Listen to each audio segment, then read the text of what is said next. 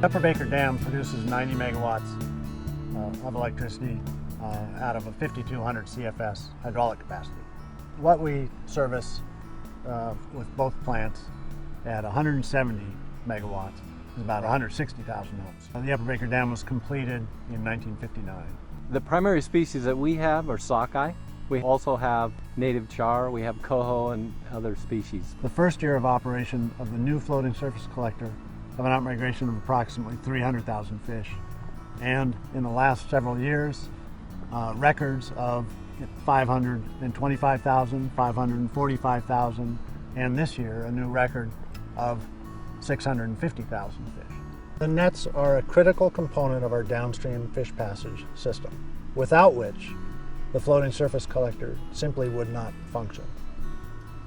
The latest iteration of this net, produced by Pacific Netting Product, has been pivotal in reaching the new downstream passage record this year, 40% over our previous record. Majority of the fish migrate near the surface, but we have found through the years that fish do dive down. They will go down the 100 feet into the intake.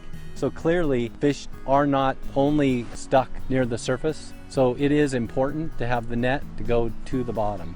Puget Sound Energy is required by FERC license to have systems that will allow and assist with juvenile fish moving downstream. With all the salmon species that we have in the reservoir, it's critical for us to be able to safely move downstream migrants past the dams and get them down to the Skagit River so they can continue their journey out to sea. Downstream migrating juvenile salmonids, as they enter the forebay on their seaward migration, encounter the barrier net, which is 1,800 feet long, 300 feet at its deepest point, with more than 5 acres of mesh to create a full barrier to prevent entrainment of those fish into the intakes.